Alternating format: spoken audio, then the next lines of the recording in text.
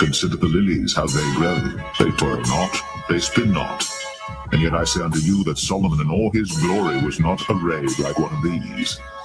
If then God so clothed the grass, which is today in the field and tomorrow is cast into the oven, how much more will he clothe you, O ye of little faith? And seek not ye what ye shall eat or what ye shall drink, neither be ye of doubtful mind. This is our kingdom, a kingdom of righteousness. Praise the Lord. Praise ye the Lord. For all these things do the nations of the world seek after, and your Father knoweth that ye have need of these things. But rather seek ye the kingdom of God, and all these things shall be added unto you. Fear not, little flock, for it is your Father's good pleasure to give you the kingdom. Sell that ye have, and give alms. Provide yourselves bags which wax not old, a treasure in the heavens that faileth not, where no thief approacheth, neither moth corrupteth. For where your treasure is, there will your heart be also.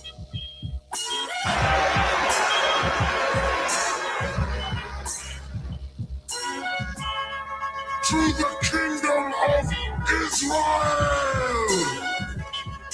Yahweh Hashem, Yahweh, Yahweh Hashem, Yahweh, Yahweh Hashem, Yahweh, Yahweh Hashem, Yahweh. The election,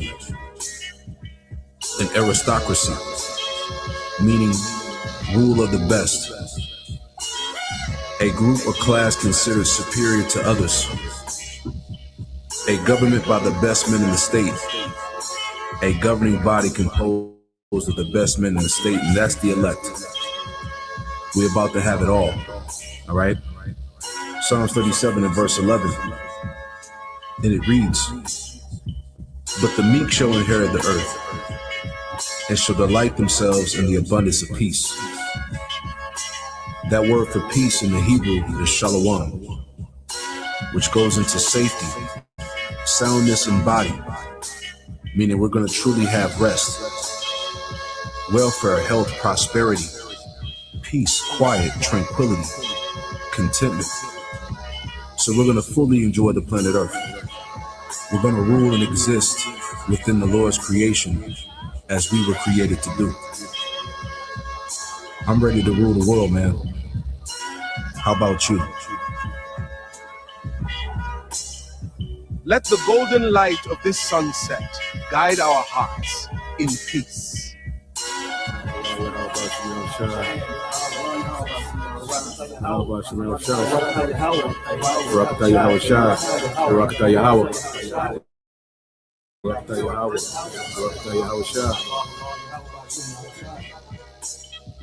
Fear not, little flock, for it is your Father's good pleasure to give you the kingdom.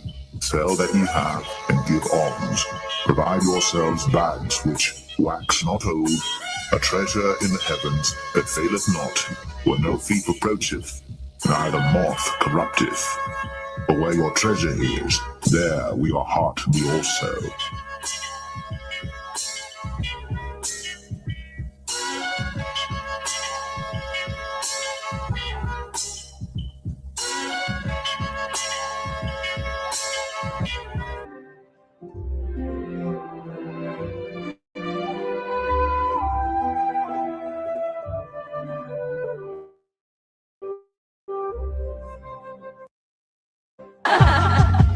The ocean spirit dances today to abundance and joy and to eternal peace. See, this is what we're hoping for. This is part of our hope.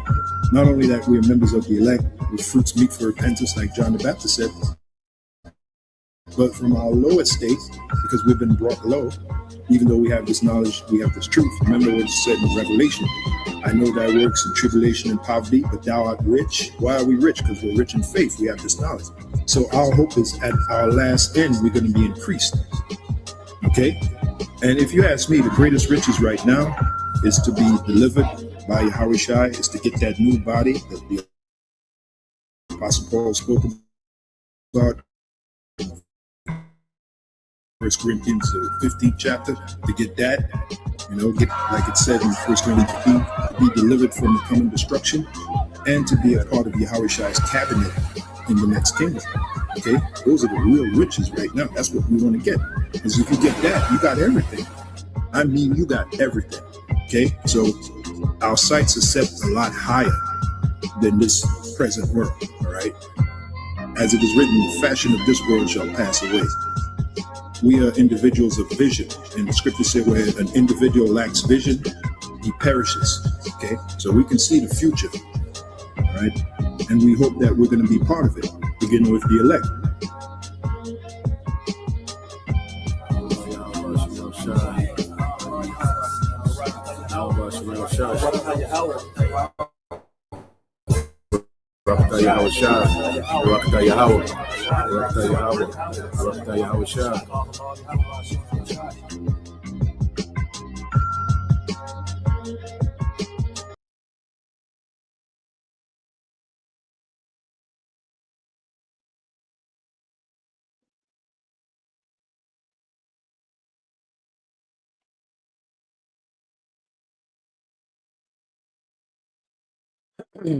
All right.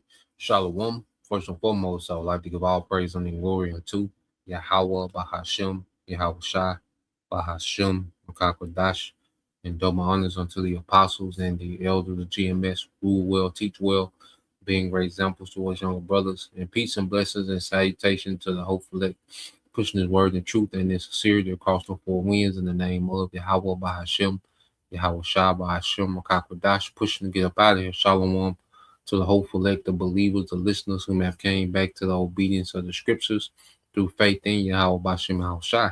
All right. And what we're going to get into this morning, is how people are fleeing, Esau's technology, and also a little more news. Okay. But what we're seeing that's trending, is people are beginning to reject, all right, all this technology. Okay. Now you still, have people that worship this technology, and think that this is, the best thing ever. But then you have those as they, are being forced to incorporate this technology, in school and, in the learning system, in the, their work. Okay. People are beginning to see, the downside of all this technology, and what we're seeing is a movement of people fleeing from this technology, man. Like you have this thing called the low tech, community, when people are going back to flip phones, people are, getting off of social media completely, and people are going back to a more simple time, before all this technology was saturated in society, man, and that's why, like we've been saying, Esau has to hurry up and make his move. He has to do what he got to do. Esau don't got time. Time is not with this guy, because the way things are going, you have, this growing uproar against this new system that this man is trying to bring, so you have people, just rejecting the technology, on the surface level. And then you even have people to understand what he's trying to do, with the technology and create a technocracy, man, which is digital enslavement. Okay. So on every level, this devil is starting to get resistance. Okay. Certain nations are starting to buck up. Okay. And begin to get at this man. Okay. Militarily. You see, he's losing his grip militarily. Okay. So this devil, he's slipping away. So this devil, he's going to have to do something drastic. The Lord going to put the spirit on this man where he's going to have to bring these crises on, and mandate this sea-hip. He's going to have to bring these crises, all right, bring desperation and mandate the sea-hip, because the way things trending, there's a growing resistance to what this man is trying to do, and in the day-to-day and in the long run, there's a resistance, man. Okay, and it begins with the spirit of the prophets. Now let's go here, because for the longest, the world has been enchanted, by this man and his technology, the convenience, but now people are starting to see the downside, you know, and there's a resistance. And what people are seeing that this nigga really don't got it figured out. And the people that control this technology, they have wicked intentions. Okay, because it's not the technology itself that's, you know, that's off. Okay, and in some instances, it's the usage, is the application of it, what he's trying to do with it. Okay, now he does have, you know, his industrial infrastructure is destructive to the earth, you know, just in itself. But then there are certain technologies, you know, that used properly could, all right, be and help to society. But this devil, remember, he turns everything to wickedness, man, which we'll get that as well. It says, this Sirach 19:22 said, the knowledge of wickedness is not wisdom, neither any time the counsel of sinners prudence. Okay, so what this man considers knowledge and wise, and okay, the wisdom that this man glory in is really not wisdom, you know, because it's rooted in wickedness. You know, you can't have true wisdom and rooted in wickedness, man, because wickedness is foolish. Okay, so there's no true wisdom that can come out of anything that's rooted in wickedness, man. You know, because the devil, he's able to pull certain things off. He's clever, you know, he's crafty, you know, but then it's rooted in wickedness, which makes it foolish, man. Okay, so neither at any time the counsel of sinners, okay, well, you know, Esau is the man of sin, is prudence, man. And this whole new world order is foolish based off his wicked intentions, man, to try to control, all right, creation through technology. Okay, to try to undermine the authority of the Most High. Okay, pretty much Esau wants to promote himself, okay, to being the Most High through technology, man, and that's not wise. Okay, verse 23 said, there is a wickedness, all right, and the same an abomination, and there is a fool wanting in wisdom. And see, Esau, he's a fool, and he says wanting, which means you're lacking, and he's lacking in wisdom.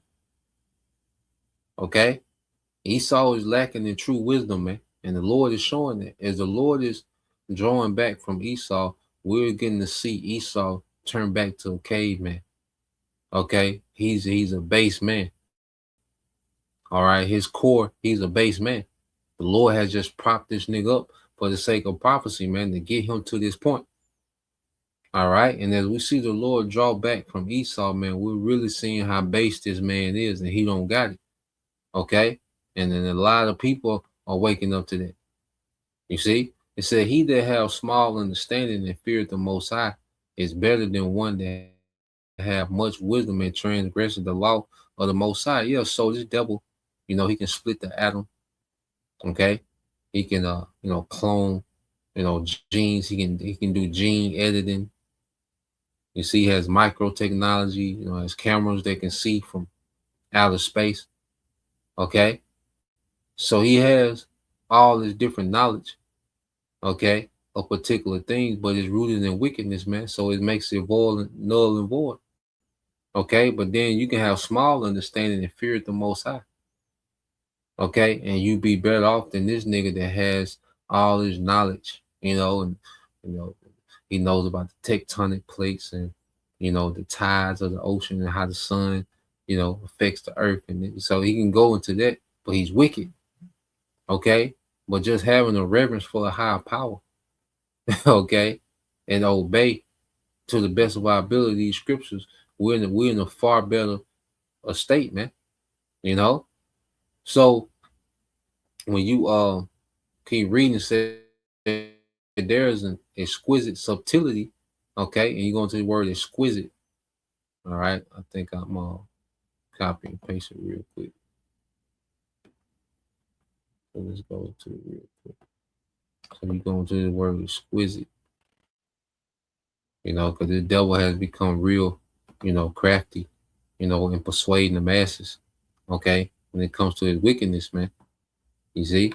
But see, the product ain't holding up, you know, the AI, okay, you know, what it can do, what it was hyped up to do. Well, it's not holding up. His product that he's selling is not holding up. It said exquisite means extremely beautiful, delicate, and perfected in design and craftsmanship. it can also be described as keen, intense feeling, or highly refined, all right, in perspective sense. Yeah, so this devil, he's real refined in his wickedness, man. And he knows how to dress it up real crafty, like, you know, to make it seem like he got it all figured out, to make it seem like, certain technologies are more than what they are.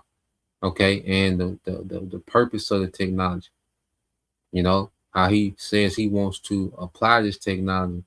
You see, so this devil is real exquisite in his wickedness, man. Okay. They can put on the suit, slick the hair back, get up there, get his speech. But see, what's happening now, hey, there's exquisite shit playing out and they booing this nigga off stage. Okay. Mayors are being ran out of city hall meetings. Okay. As we went into the other day, you see, like I say, you got a low tech movement. All right. You have, a heavy resistance, to the data centers. Okay. So what this man is trying to establish, all right, and make it seem as if, he has the way. Well, he's meeting resistance, and that's why he's going to be forced. All right, the Lord is pushing the gas on this nigga to come on with these crises, man. Okay, because he's going to have to get draconian, man. Okay, because trying to be political correct and exquisite, see, that's wearing off. You see, because the Lord wants this nigga to spaz out, because the Lord wants judgment. Okay, he's going to use Esau, Edom as a tool of judgment on the left hand side, and he's going to unalive a lot of people and attempting this new world order. So the Lord is poking at this nigga to get him frustrated, man. By causing this resistance to come up against this devil, man. It says, and the same is unjust, and there is one that turns aside to make judgment appear, and there is a wise man that justifies in judgment. Okay, and see this devil. All right, the scripture say the same, is unjust. So no matter how exquisite he make it sound, it's still wicked. The benefits he says going to have, and you're gonna get the high basic income and all. He's just being exquisite in his wickedness, man. Okay. It said, verse 26 said, there is a wicked man that hangeth down his head sadly, but inwardly he is full of deceit. Okay, and this is Esau. He comes, in this humble, humanitarian, all loving, all caring. He comes in that spirit and he presents this technology as if the sole purpose of this technology is to forward humanity to end world hunger. He be in these same lines, man. It's going to end world hunger. No more cancer, no more sickness. Okay? Full life. The blind can see, trying to imitate Yahushua. The blind can see, the lame can walk, So he comes in that spirit, okay? But inwardly he's full of deceit. And see that deception is seeping through. And it's getting harder and harder for Esau to hide that deception, man. Okay? Because the Lord, all right, is making it to where Esau just going to have to spaz out, man. Okay? It said, casting down his countenance and making it as if he heard not, where he is not known, he will do the mischief before thou be aware. Okay? And this nigga is always scheming and plotting some type of mischief in the background, and it's completely different what he's pitching to the masses, man. Okay? What this man is really up to, okay, and what he really has in the works, okay, he's not going to get up there and tell you, okay, he's going to give you a smooth story, okay, and if there's any, and it's getting to the point now to where he doesn't want any other narratives going forward but his narrative, man, because with these other narratives, it make it hard for him, to really persuade. So he's getting ready to do that too, to get rid of these other narratives, man. Which ultimately gonna be the family of the word, which we'll get into that. But I want to get this real quick. So this is a video, and this woman is speaking about how teachers are, leaving, these AI, programs for learning and going back to books. Okay, they're leaving off from typing and going back to writing. Okay, they're adding more, outside time for the children instead of the screen time. Okay, because they're fleeing from this technology. They're seeing the results of it, and they like, damn, this is destroying the children. Okay, so let's play this. About 10 minutes of this is pretty good. Let's see.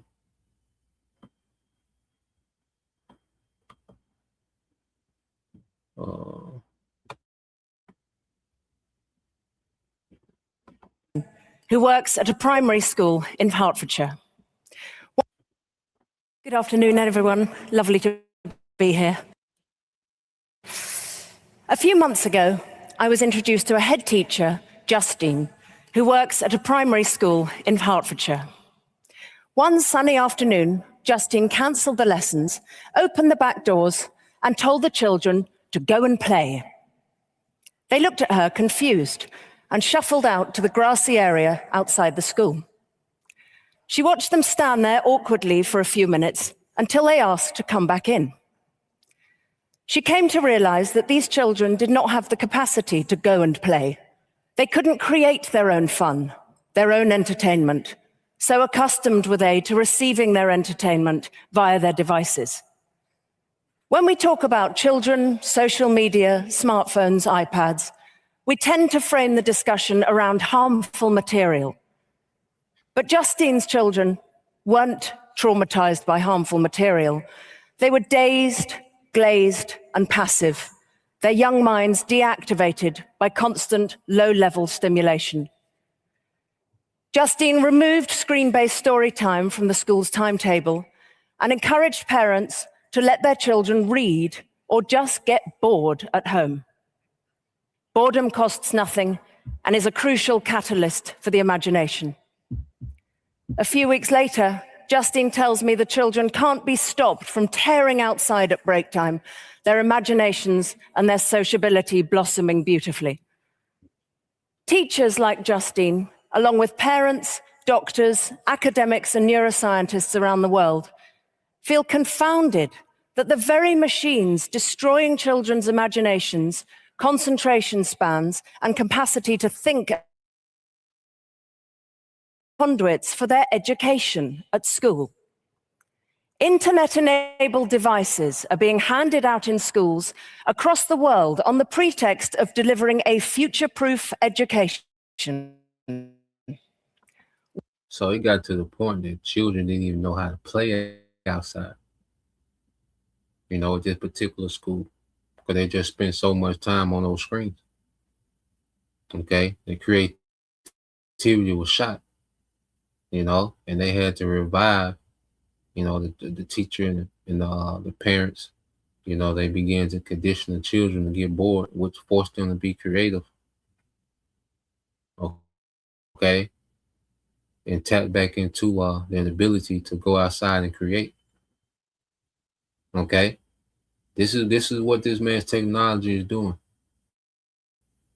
It will be if this man had his way, it'd be a real lethargic, zombified, dumbed down society. With this man trying to play the Most High over zombie people. Okay. 1 million children in Britain spend nearly every lesson on a screen. Welcome to the world of EdTech. Many parents who see what screen-based learning is doing to their child are not buying this sales pitch. They write to each other in burgeoning online communities. Where are the books? Why has my child's education been reduced to a series of links, games, and videos? Why is my child accessing obscene content on his school-issued iPad? The school filters don't work. Where is my child's private data going? Why is my child online for his homework every night? He's getting headaches. He's getting cranky. He keeps going off task. He's going to sleep later. And now he's short-sighted. I did not sign up to this. A number of these parents are moving their online rage to real-world action. The US-based alliance Schools Beyond Screens recently persuaded the Los Angeles School District to approve the most sweeping pullback on screen time of any public K-12 system in the US. Anya Mexin, the deputy director, says, cognitive skills are declining, attention spans are declining, executive functioning skills are declining. Human brains don't work well by learning from screens. All the research says one thing. Why are the schools doing another? Equivalent pushbacks are happening in Utah, Delaware, and New York. Similar mass action has happened in Madrid, where under-12s no longer learn on devices. John McGee, Director of Education in Glasgow, recently binned a huge maths app in schools, saying, you can do the work on paper as well as you can on the app, and you're just moving the teacher away from the child. That's no way to teach. Denmark and Sweden are spending hundreds of millions on the reintroduction of textbooks. These countries and cities are the first fish swimming away from a misdirected shoal. The data from the last 15 years shows that as soon as devices entered the classroom, scores started plummeting around the world. Of course, that's when social media exploded into children's lives too. But social media, smartphones, and EdTech are all fins and teeth of the same shark. The social media design features deemed harmful enough to restrict for children the streaks, the daily rewards, the endless notifications, are the very same features found in EdTech apps. These are slot machine tactics, the same unpredictable reward which keeps an adult scrolling, now built into maths, languages, and even reading apps. A reading app. Has there ever been a more oxymoronic concept? Will Ellis from Reclaim Childhood. The same psychology and technology behind the slot machine to keep adults addicted to these slot machines. And the same technology in these AI, what he call ed tech. Okay, educational technology. Okay, and it's all about keeping the children engaged and destroying their creativity. Because going back to Rockefeller, I believe it was Rockefeller who said he wanted a society of workers, not thinkers. So they're taking that to a whole nother level. And see, and if this, like the children that are, kindergarten now, if they was to become adults, man, they didn't tell them how jacked up they would be, how much cognitive diminishment they would have suffered from all this technology, which is very unnatural. Okay, because children are supposed to be in tune with the natural world. They're supposed to be doing chores. All right, they're supposed to be learning, the earth. They're supposed to be, outside in nature, exploring. Picking blackberries. Some of you brothers and sisters probably remember, picking fruit. Because fruit used to grow so random. You don't see a lot of fruit and trees and bushes like we used to, but you spend hours, picking plums. You see, catching light bulbs and just being in tune and exploring in nature. Okay, not on no goddamn screen all goddamn day. All right, watching it, something on YouTube, or then you go from YouTube to watching to the tablet. So when you away from home, you got your phone. It's just a constant screen time, man. They're just removing people from natural way. Okay, and that's vital to a child's development, to be out in the elements. Okay, now this I'll play some more. Now this sister here, Shakalaka, I don't know if you knew, but there's women doing all that talking and putting them comments up. We don't do that. All right, just as the brother put, women learn in silence. All right, that's literal. Okay, because I get it. It's great. If you can do homeschool for your children, that's a beautiful thing. If you can do that, but everybody not in that situation. So it's a beautiful thing if you can do that. It's cool. you know, but everybody's not in the situation to do that. You know, we all gotta make do whatever situation we in, you know, because even if your child does go to public school, you know, you still can get them in nature, you know, when they get home, you know. But at the end of the day, we need salvation. You know, we do little stuff here and there as we learn, you know, we apply and, you know, we improvise and, you know, do the best of what we got, you know. But let's get this real quick. This is on GMS DC times the Dr. Yara 144K says 1 Timothy 2:11. Let the woman learn in silence, all right, with all subjection. Okay. So women, you know, you come in and as you see the other sisters doing, they come in, they get a salute, they fall back and listen and learn, you know. Every now and then, you know, might be some information they got dealing with what we're speaking on that, you know, they hit home, you know, because they might be ground zero where you know, certain things are happening, but for the most part, you know, salute, fall back and listen, you know. But let's play some more of this. You know, we got a few more minutes of this. It says, these features do not appear in educational products because they improve learning. They appear because they improve engagement, and engagement is what the business model requires. The distracting features are by no means the only downside. Material read from a page in a book implants in the brain more profoundly than the exact same material read from a screen. We are physical beings. We must learn physically. Reading from a page in a book, the feel of the paper, the design of the cover, the typeface, the smell of the pages, the spatial position of a phrase on a page, all of these things contribute to the holistic embodiment of learning. Reading on a screen is both immaterial and aspatial. What you're reading right now is in the same place as what you were reading 10 minutes ago, half an hour ago, yesterday. It's flat, it's unimpactful, the information won't stick. The neuroscientist, Dr. Jared Cooney Horvath, explains how, after learning something, the brain needs a spell of downtime, rather like a digestion period. Calm, book-based learning provides this as a matter of course, but there is no downtime with screen-based learning for the simple fact that screens are stimulating in and of themselves. The neuroscientist, Audrey Vandermeer, has spent the past 20 years charting the neurological differences between handwriting and typing. Her meticulous scans show the whole network of the brain lit up like a Christmas tree during handwriting and dark as a cellar during typing. The physical process of handwriting appears to trounce the ease of typing in every cognitive metric. Handwriting is also slower than typing, meaning a student has to organize and prioritize what he's listening to or reading, a process rendered unnecessary by transcriptive touch typing. It is also personal. A child's handwriting connects him to the subject he's writing about, where a sterile typeface neutralizes that relationship before it's even begun.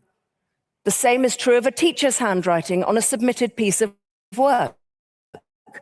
Receiving personal, not robotically generated feedback is essential for continued motivation.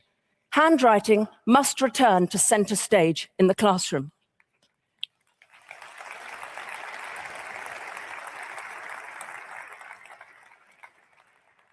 It is not just the humanities which are better mastered on paper either. The legendary maths teacher, Bill Hinckley, has researched how working out maths problems on paper deepens mathematical understanding and confidence. The educational researcher, John Jerrim, conducted a lengthy experiment which saw 3,000 pupils take PISA tests in maths, science, and reading. Half the students conducted all their work on paper, half did all their work on a computer. The paper-based group scored 20 points higher, which is the equivalent of 6 months extra schooling. Randy Wine. 6 months worth of extra schooling, you know, for those that tested on paper. You see? Man, if a brother can get that in Sirach, 10 and 3. So I'll put this video in the chat so y'all can tap in. But let's go here. Well, brother, get that Sirach 10 and 3. And I'm gonna get this because as you have this going, all right, what you have the low tech, I say you have the low tech movement, people in general are going to low technology, people are fleeing, these apps, I think let's see.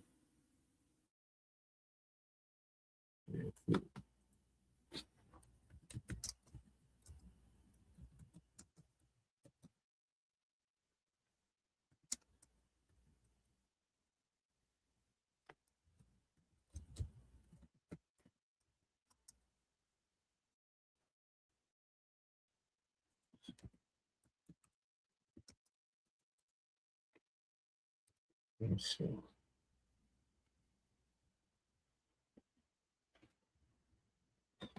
Let's look at this real quick.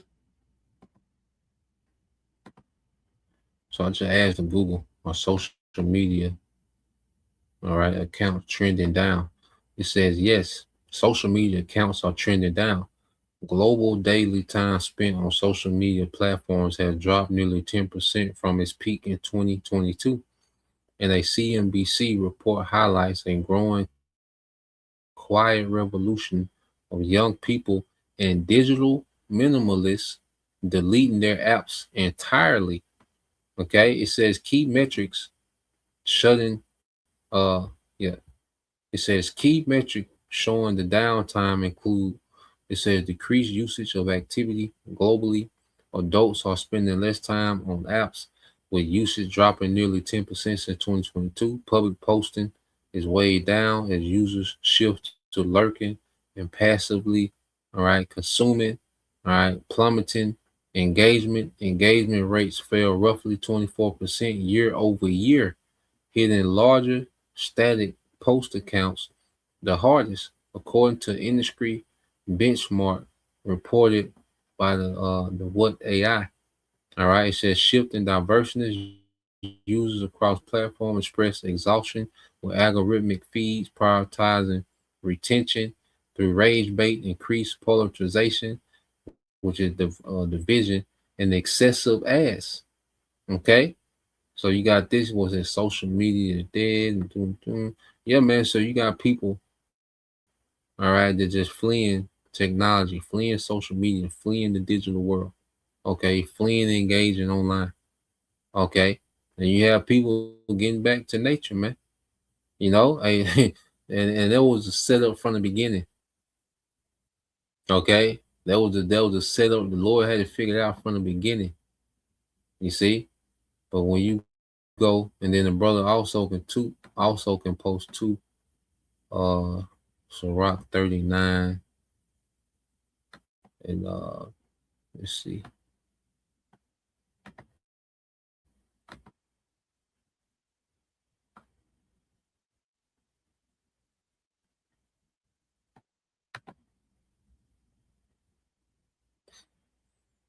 Yep, so let's get Sirach 39 verses 25 through 27 as well, Baba Kasha. So let's cue this video up here. So the devil, he wants to, because you have all these communities popping up. You got the prophets, then you got all these communities popping up. Okay, that's against this man technology. All right, and that's one of the main sell pitches of his new world order is this technology, man. Okay, so let's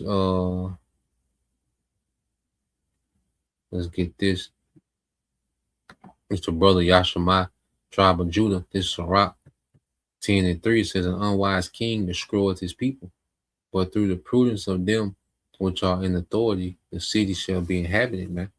Okay, and Esau is the unwise king that destroys his people. This man invests, time, money, and resources to destroy people. This man, that's why scripture call him like a unrelenting tyrant. Okay. because he has it set up to where everything you do, like if you just look at your normal day, especially here in America, it's meant to just destroy you little by little. You know, you certain toothpaste got the fluoride in it. So first thing you do in the morning is start to calcify your pineal gland. First thing you do, the water, you know, it's intentional chemicals in the water. So you brush your teeth and rinse your mouth out, all right, that destroys you. He got it set up to where that destroy you, man. Now that's barely toothpaste you can get, you know. Like I say, we do little things here and there. You know, we we know better, we do better. Okay, according to everybody's situation, but just going into a typical day, okay, then let's say you brush your teeth, and then most people, what do? They go eat a breakfast, okay, from a Burger King or Arby's or whatever, you know, McDonald's, okay, so they go get processed food, all right, with this terrible bread that clogs up your digestive system. Okay, so you go get this poison. Here it is that he poison you brushing your teeth. He poison you with your breakfast options. You know, most people don't have time to cook, so they go get the cheap fast food breakfast. Okay, so you go get you some poison in the morning. All right, you get in this stressful traffic. Okay, you go to this stressful job. You know, so your physical and mental health is before 9 o'clock. All right, this nigga's already on top of you, man. Okay, you work this stressful job with these niggas. Okay, and you got 30 minutes, an hour maybe to eat. So if you ain't bring nothing, you gotta go run back in traffic. Okay, to go get some more poison with everyone else. Come back to this stressful ass job.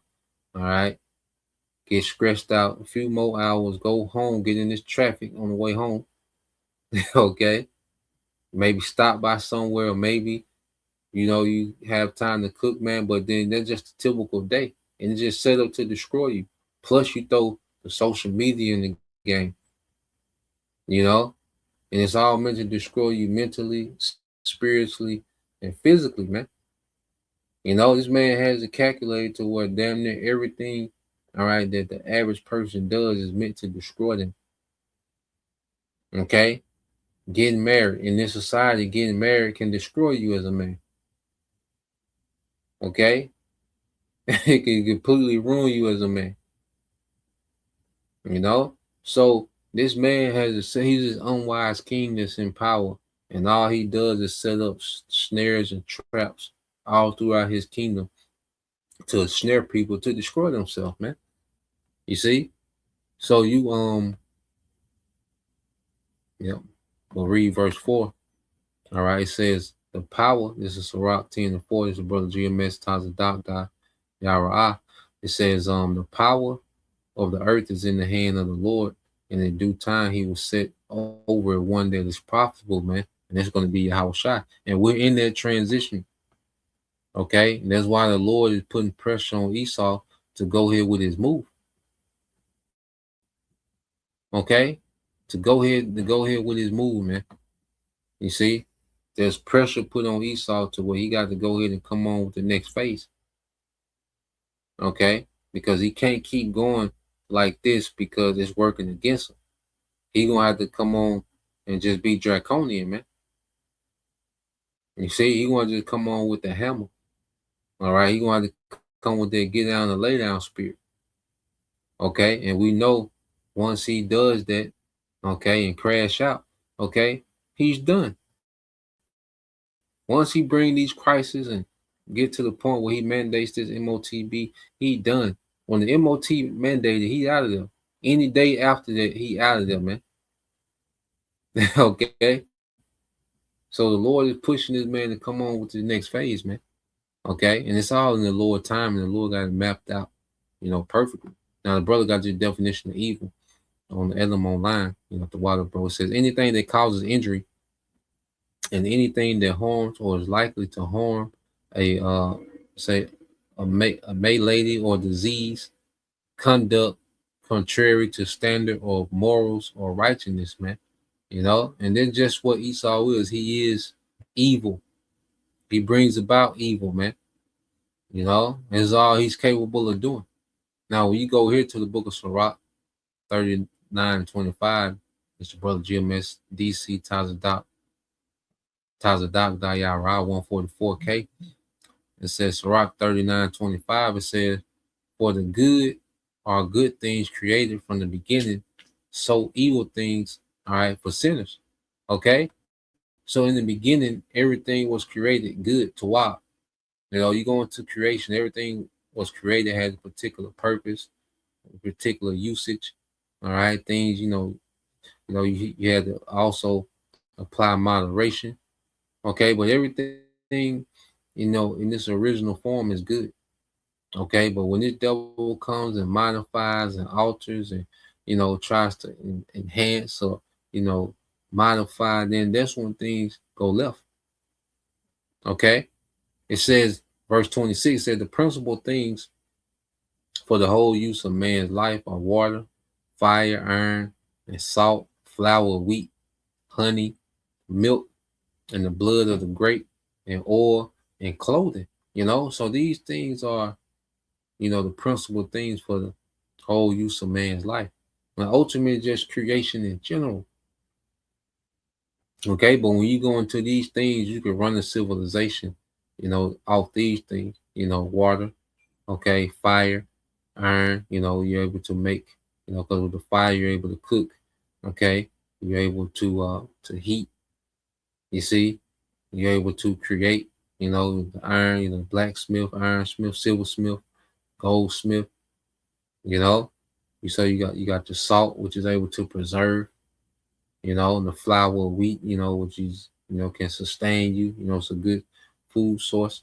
Okay, and your honey, your milk, all these things have their benefits, so many uses, you get your cheeses from, your milk, and, a lot of things you can do. The blood of the grape, the wine, the oil, you can use oil for lighting, for cooking, for also for a light source, for candles. You see? So you can run a civilization with these essentials. Okay? But ultimately, everything that was created, all right, was created, all right, for good. You see? Sirach 39:27, it said, all these things are for good to the godly, so to the sinners they are turned into evil. So Esau, he turns everything that was good into evil, because I say a lot of this technology is not just wicked by itself, but the way this man, tries to apply, okay, this technology and his intent, with the technology, okay, that's what makes a lot of these things evil. Then he turns creation into evil to where in America, especially, you have to avoid bread. You have to avoid, certain milk and dairy products, and you have to avoid certain honey because how he's tainted it and corrupted these things, man. Okay, I said you get the best of the worst, man. But the Lord then created foods where you had to avoid, man. Okay, now moderation is always, a part of everything. You see, but completely avoiding this and avoiding that, which the Lord made this man to turn all the grapes into seedless grapes. So it's like, God damn. You see, now I forgot about, the chemtrails. You top everything off. You go outside to fresh chemtrails, man. Okay. So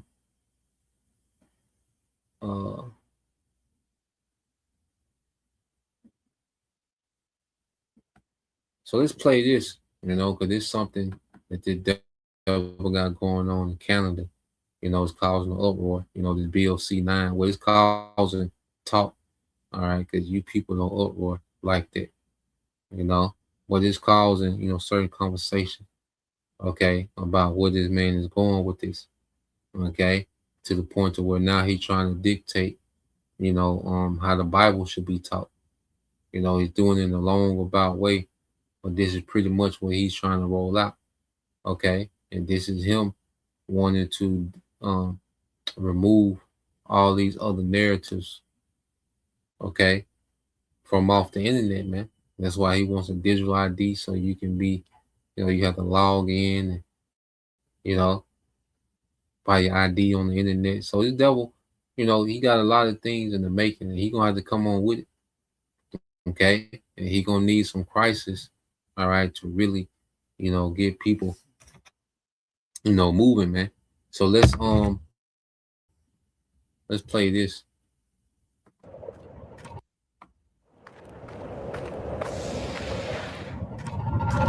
Brace yourself, folks, because this one is insane. The Canadian government has just rammed through Bill C-9. The so-called Combating Hate Act has officially passed. It's heading for royal assent, and very soon it will be the law of the land. This is another brick in the wall of government control over what you can say, what you can believe, and what you can preach in your own churches. This government is making it easier than ever to prosecute and jail Canadians, not for what they do, but for what they say, especially when it comes to sincerely held religious beliefs. They're literally building a legal framework to police your thoughts, your words, and your faith. But make no mistake, this isn't about protecting anything. This is state-sponsored censorship. They sold this bill as a necessary response to the so-called rise in hatred, protecting places of worship, cracking down on hate symbols, keeping people safe.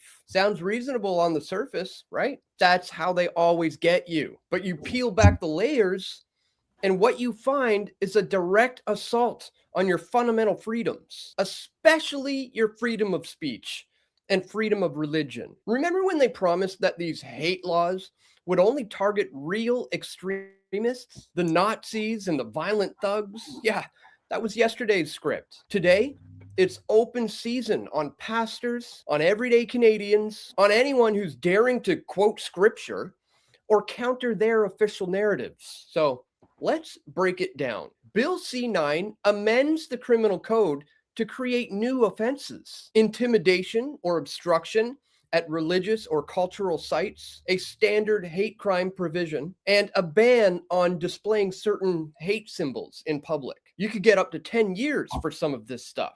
But here's the real poison pill. They've removed the good faith religious expression defense, which used to protect pastors and priests and rabbis and imams. Anyone quoting religious texts or expressing sincerely held beliefs from being willfully promoting hatred, that's gone now. So just think about it. If you are reading Leviticus in church, discussing biblical views on marriage or sexuality or any other hot button issue, if some activist or crown prosecutor decides that it descends into extreme vilification or detestation, terms so vague a judge can twist them however they want, you could be facing prison time. No more, but it was my religious beliefs shield. This isn't about stopping actual Nazis or violent thugs. We already have laws for that. Real crimes like intimidation and threats were already illegal. This is about chilling dissent. It's about making sure that the approved narrative on gender, immigration, culture, religion, and whatever the regime doesn't like can't be challenged. And also technology, because now you have this thing called anti-tech extremism. He done turn anti-tech into extremism. You see? So now if you don't have a approved, stance when it comes to technology, well, he's going to consider you an anti-tech extremist. Okay, this is what Esau is headed. All right, with these different bills, these different laws, that he's getting ready to pass and enforce. Because he has no choice. Esau has to come down, with that hammer. Matter of fact, and the brother can put that, a madman sparing none. So 2 Ezra 16, and also in Isaiah, I believe it's 28, make a man an offender for a word, either Isaiah 28 and 29. Isaiah 28 or Isaiah 29.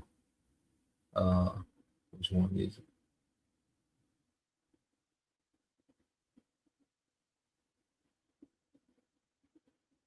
Yeah. But yeah, man, he gonna add that the technology in there as well. Okay. Because that's, you know, the bread and butter of his new world order. Okay. Is getting people, you know, to worship this technology. Which you still have a lot of people, you know, yeah, Isaiah 29 and 21. But you still have a lot of people that, you know, they're gonna willingly run to this technology. You know, because there's a lot of people that worship this technology. And when the devil puts a squeeze, you know, this resistance that people, you know, was having against the technology, well, he's going to squeeze some people. All right, he's going to squeeze a lot of people in submission. You know, as a matter of fact, a brother can get that as well. 2nd Ezra chapter 5, verses 1 and 2. Okay, I'm gonna let this play some more.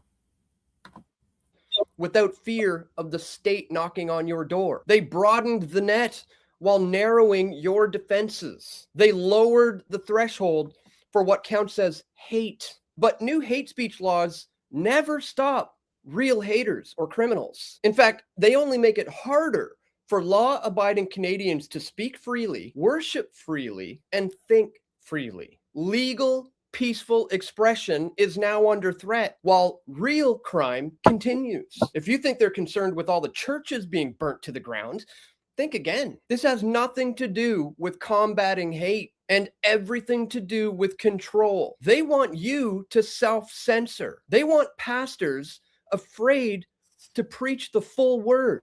They want dissent on their official narratives controlled. And don't be surprised when this gets exported and copied elsewhere, because it's a globalist template. Hundreds of thousands of Canadians wrote in, faith leaders, free speech groups, the Justice Center for Constitutional Freedoms. We're all sounding the alarm, but they pushed it through anyways, with rushed votes and minimal debates. Folks, this is your classic totalitarian tiptoe. First, they come for the hate speech, then the religious speech, then who knows? Your private conversations, your social media posts, your ability to assemble and protest government policies. We've seen this playbook before with the Emergencies Act, with online harm bills, and with pandemic mandates.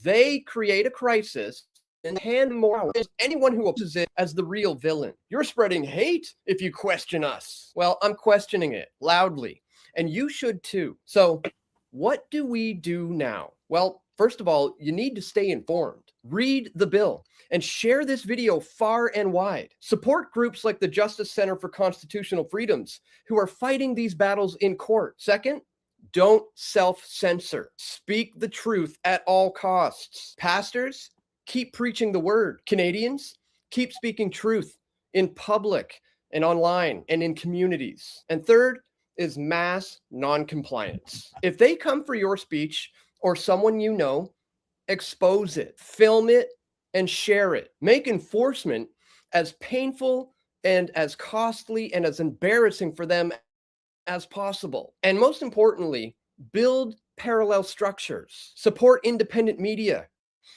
Yeah, it's gonna come a time when none of this gonna work. Okay, because the devil, okay, he got a mission. You see, and he's already behind in his overall agenda with the New World Order. Because if it was up to the elites, we were already, all right, microchipped up.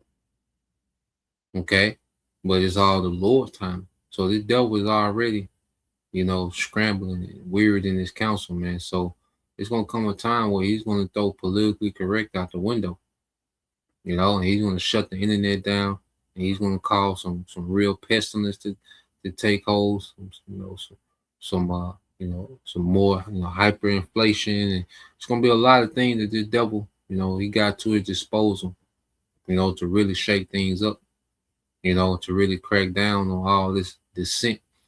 Okay. Now, this is Revelation 13:11. This is Brother GMSDC Taza Dagda Yara 144K. It says, Revelation 13:11 says, and I beheld another beast coming out of the earth, and he had two horns like a lamb, and he spake as a dragon. Okay, and this is, this American system. Okay, that push, this false left right paradigm, for the longest. Republicans and Democrats, was they all part of the same system. Okay, but they've been pushing as if their interest is always the people, as if they're the savior of the people. Or the Republicans are saving you from the Democrats are saving you from the Republicans. Okay, they've been playing this game, for centuries, man. Especially last few decades.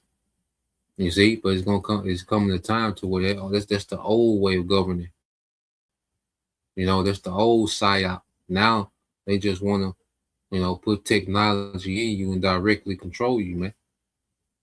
Okay, so they want to take it from just one big psyop to a technocracy where the technology is in you.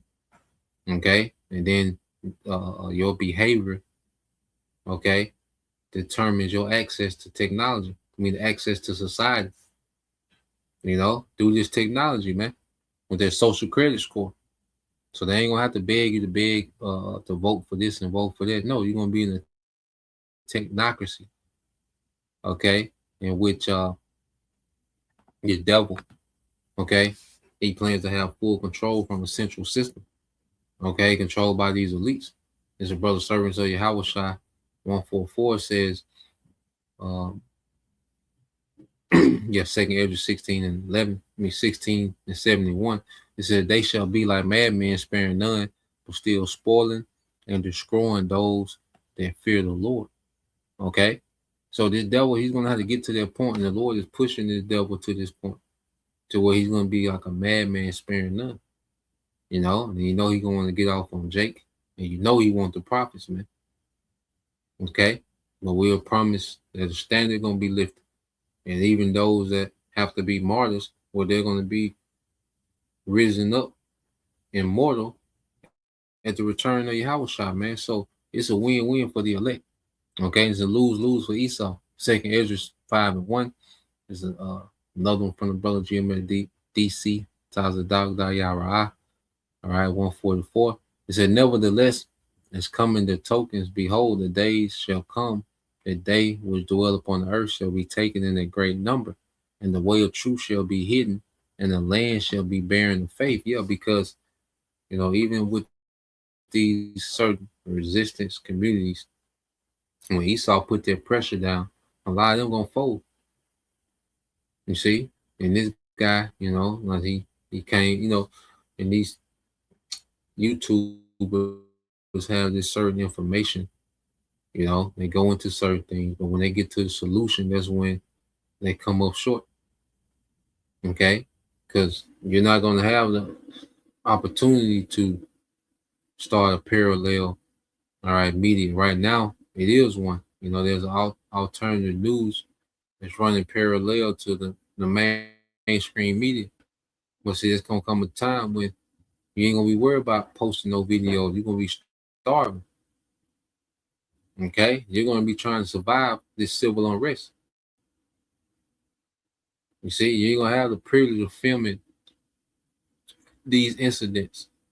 Okay, because there ain't gonna be no access to the internet to upload these things, man. So we're gonna see this world, all right, bearing the faith, because they have no belief outside this system. That's why all their solutions revolves around trying to revive this old system. No, this system is gone. Okay, Esau rolling out something new.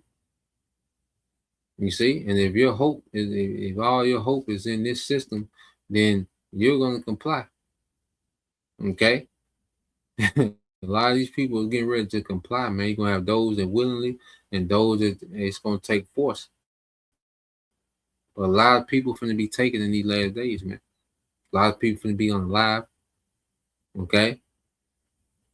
The second Ezra 5 and 2 said, but iniquity shall be increased above that which thou now seest, or that thou hast heard long ago. Yeah, so we're gonna see wickedness increase, civil unrest, a violence, Okay, lewdness, these things are going to increase, man, because it's a build up to a major judgment that the Lord has for the end of this age, man. Okay. Let's see. Yep.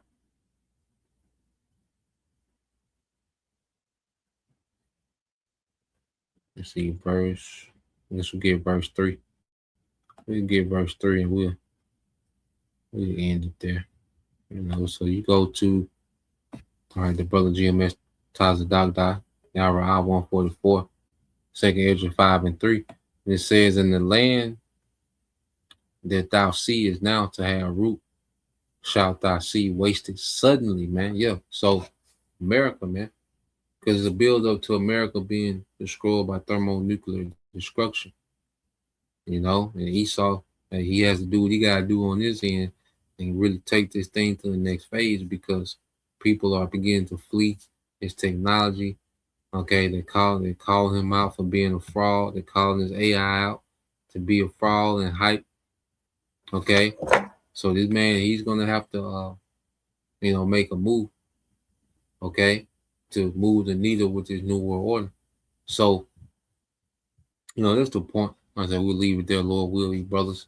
All right, and you few sisters edified once again. And give all praise and glory unto Yahweh Bahashim, Yahweh Shah Bahashim, Yokakodash, and double honors unto the apostles and the elders of the GMS who rule well, teach well, being great examples towards younger brothers. And peace and blessings, salutation, hope for that shalom.